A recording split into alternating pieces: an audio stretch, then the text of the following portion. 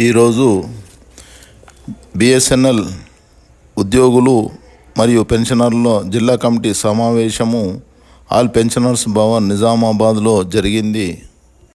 ఈ సమావేశంలో బిఎస్ఎన్ఎల్ రాష్ట్ర నాయకులు కూడా హాజరయ్యారు.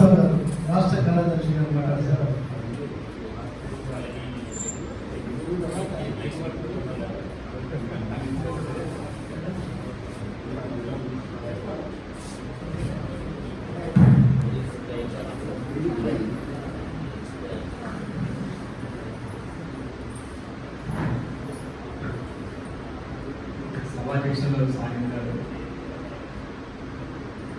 వేదిక మీద ఉన్న పెద్దలు, బిఎస్ఎన్ఎల్ నాయకులు, ఏపీడీపీఎం నాయకులు, పాత్ర నాయకులు, ఈ సమావేశానికి హాజరైన మిత్రులందరికీ ముందుగా బిఎస్ఎన్ఎల్ పరిషత్ నుండి నమస్కారాలు అలానే అభినందనలు తెలియజేస్తుంది. ఈరోజు ఈ కార్యక్రమం యొక్క ఉద్దేశాన్ని మన ఇంజనీర్ నారాయణ గారు జరిగింది. బిఏ లెవెల్ కన్వెన్షన్ ఏర్పాటు చేయమని చెప్పి అదిగా ఇచ్చింది.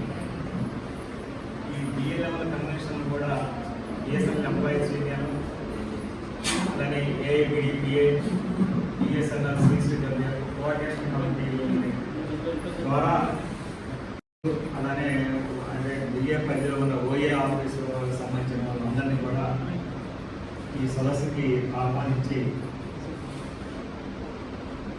ఈ లేటెస్ట్గా బిఎస్ఎన్ఎల్లో జరుగుతున్న పరిణామాలు అలానే దేశంలో జరుగుతున్న పరిణామాలని వివరించాలి, క్రింది స్థాయి వరకు ఈ విషయాన్ని తీసుకెళ్లాలని చెప్పి మన ఆల్ ఇండియా యూనియన్ భావించింది.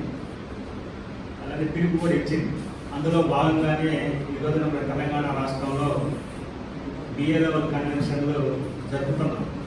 ఇప్పటికే వరంగల్ అలానే నల్గొండ, హైదరాబాద్, సంగారెడ్డి ఈ బిఏ లెవెల్ కన్వెన్షన్లు అయిపోయి ఇప్పుడు ఈరోజు నిజామాబాద్ జరుపుతున్నాము.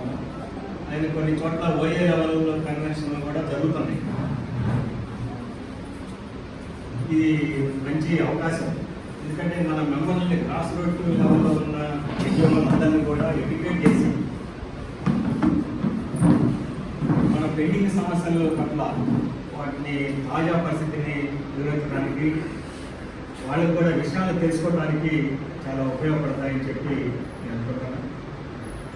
మనందరూ తెలుసు, మనం ఎంతో కాలం నుంచి ఎదురు చూస్తున్నాము. ఈరోజు అందరం కూడా ఇక్కడ రిటైరీస్ ఎక్కువ మంది ఉన్నారు, అలానే వర్కింగ్ ఎంప్లాయీస్ కూడా ఉన్నారు. మనందరం బిఎస్ఎన్ఎల్ ఉద్యోగులకి థర్డ్ పిఆర్సీ ఎప్పుడు వస్తుందని చెప్పి అందరం వెయిట్ చేస్తాం.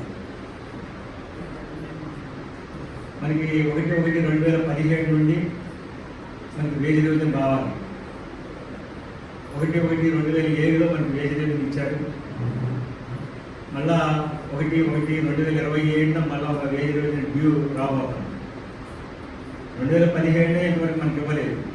ఇంకా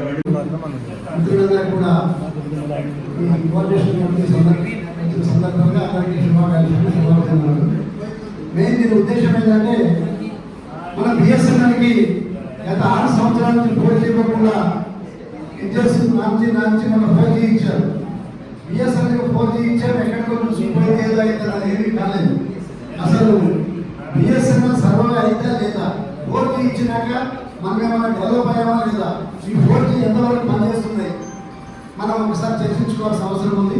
అట్లాగే థర్డ్ పిఆర్సీ మన కమిటీ ఒప్పందం అయిన సంతకాలు అయిపోయింది. మేనేజ్మెంట్ కమిటీ సీఎండీకి పంపాలి, సీఎండీ డిఓటీకి పంపాలి, డిఓటీ కేంద్ర క్యాబినెట్కి పంపాలి. 3 నెలలు పైన అయిపోయింది, దాదాపు 3-4 నెలలు అయిపోయి సంతకాలు అయ్యింది. అది ఇప్పటికీ ఒక కొలిక్కి రాలేదు. అది ఎప్పటికైతుంది?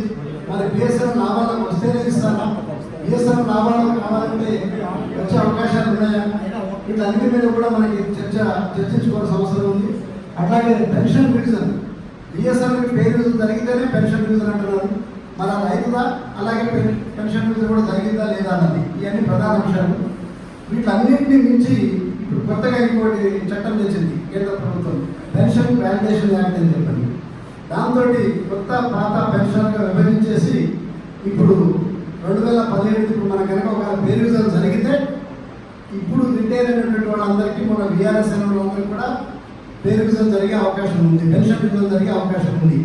అదే ఇప్పుడు సాయన సార్ లాంటి వాళ్ళకి అంతకుముందు ఎప్పుడో రిటైర్ అయిన వీళ్ళందరికీ కూడా ఇక ఏ రివిజన్ ఉండదు వాళ్ళకి, ఇంతకుముందు నుంచి వస్తున్న పెన్షన్ తీసుకుని పథకాలు దాంతో.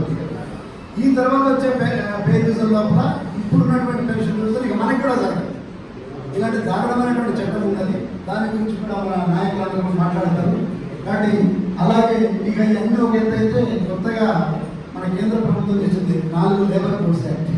దాని ప్రకారంగా మనం చికాగో నగరంలో అమరుడు రక్తాన్ని ధారపోసి 8 గంటల పని గంటలు సాధించి పెడితే ఇప్పుడు అది 12 గంటలు చేయండి, అసలు పని మీకు ఇచ్చిన పని అయిపోయేంత వరకు ఆఫీస్లో ఉండి చేయండి, లేకపోతే చేయలేకపోతే ఉద్యోగం గురించి ఇంటికి వెళ్ళండి అని చెప్పని ప్రభుత్వాలు చెప్తున్నాయి.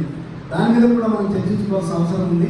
వీటన్నిటి మీద చర్చించుకొని ప్రభుత్వం ఈ నిరంకుశమైనటువంటి ఈ విధానానికి వ్యతిరేకంగా మనం ఏం చేస్తే బాగుంటుందని ఒక దిశానిర్దేశం, ఒక ఇది తీసుకోవడం కోసం మనం ఈ కోఆర్డినేషన్ మీటింగ్ ఏర్పాటు చేసుకున్నాం. కాబట్టి అందరూ కొంచెం నిశ్శబ్దంగా ఉండి మన సీనియర్ కాంగ్రెస్ మాట్లాడే మాటలు, మన నాయకులు మనం చెప్పే విషయాలు కూడా విని ఇచ్చాల్సిందిగా ప్రార్థన అందరికీ. ఇప్పుడు మన డైరెక్టర్ రామచంద్రుడు గారిని మాట్లాడాల్సింది.